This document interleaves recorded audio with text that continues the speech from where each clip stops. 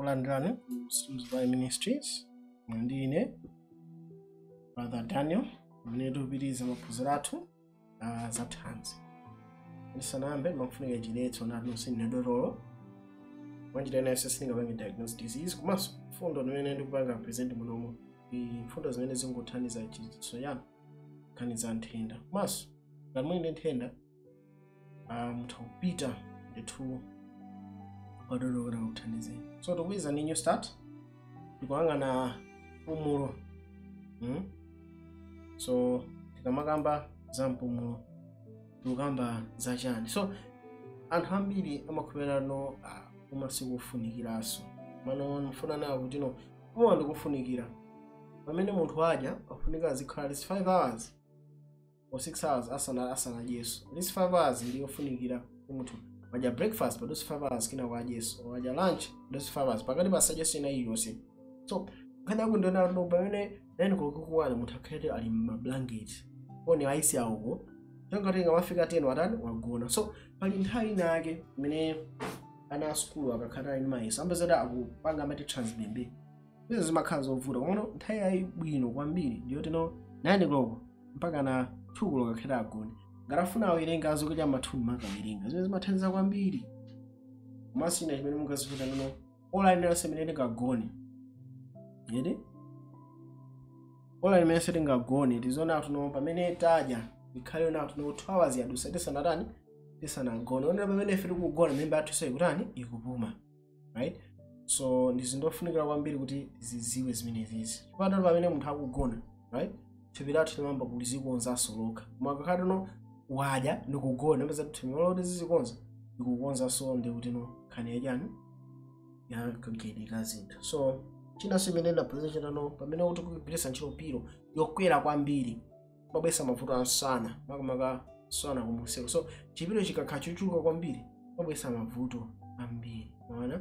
So kwa munthu amene amavutika kugona azikhabe nthawi yayitali padzuwa naona kale mene lingachitire dzuwa sunlight S. So tikuziona kuti no kwa anthu amene angavutike kuti ayesesa kukhala padzuwa komano avutika be kugona athawesa amati wet sheet wrap. So wet sheet wrap iyi ningodumpha chifukwa zinthuzi zazitali wano within 20 minutes umatha kukhala nthawi yayitali mpaka 40 minutes. So wet sheet wrap timapanga chonchi timakhala ndi pasi pamapanda pali duvet pamakhala duvet pasi pamakhala ndi ka bed sheet, right?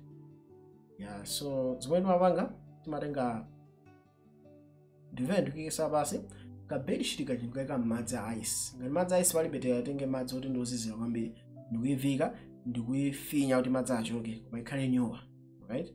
So timayika pamwe pa duvet pathu paja ndiye timamuyikapo munthu pasi ona pamenepe munthu chamafika akhale agone pasi akagona pasipo ndiye tiyambe kumuvikano duvet kathu kaja mwakuona amene akupangira mzibambo apanga zoto ziwalo sagondani fano kakhale ziwalo zagondana amazitentheza mafika to akhuzike. So zikatenda timatenga no duvet ija ndikumuvindikira ona pamenepe. So kwa munthu amene akuva kutentha thupi takulinga mu wet sheet wrap kwa 15 to 20 minutes. Kwa munthu amene ali ndi mavuto tino ali ndi nkhawa yeti takumika mu 1 hour 10 minutes. Kwa munthu amene mwina amasula foli amene awamota takumika mu 1 hour 30 minutes. Kwa munthu otinoto ali ndithu ali nkhawa kwambiri chati tikamapanga zimene mapanga calm down imasisa ndithu ani munthu kampanga amene imachosa ndithu vuto limene lokanika kugonali pato kumumika mmenemu isanaduse 10 minutes munthu akakhala wagona, right? Koma amafuna kukhale pakhale alamu pakhale munthu wina azantuluse mafati sangaziduse yekha ontulusa ka bed sheet kamakhale kaumiratu.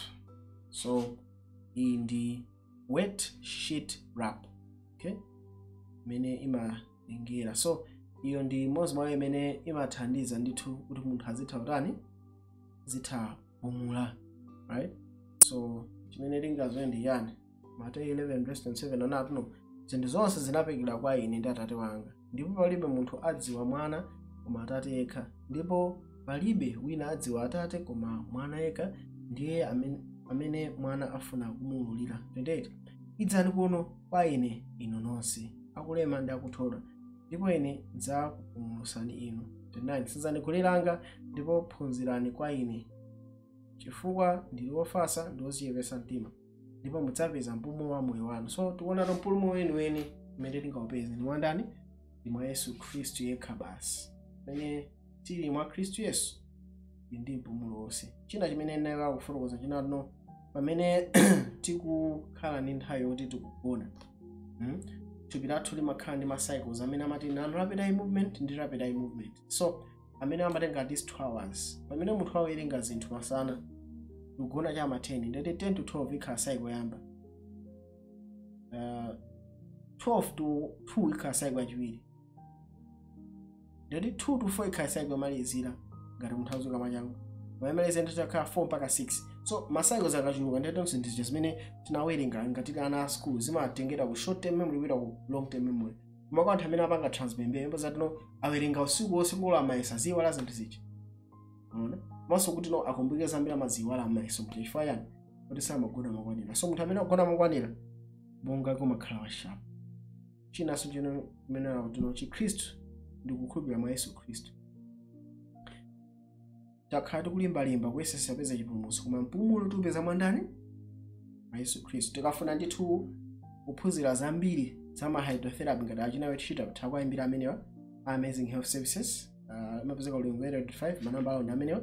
Amagwirizanso ma herbals ambiri, amakusa ma detox programs, achina massage ndi back alignment akwapeza amenewa. China ndilena no ngati tingafuna kupembedza thandizana moyo wauzimu tapeza nawe pa Fukulen Truth Ministries timakomana pa Zoom ndithu manamba lawo ndi amenewa.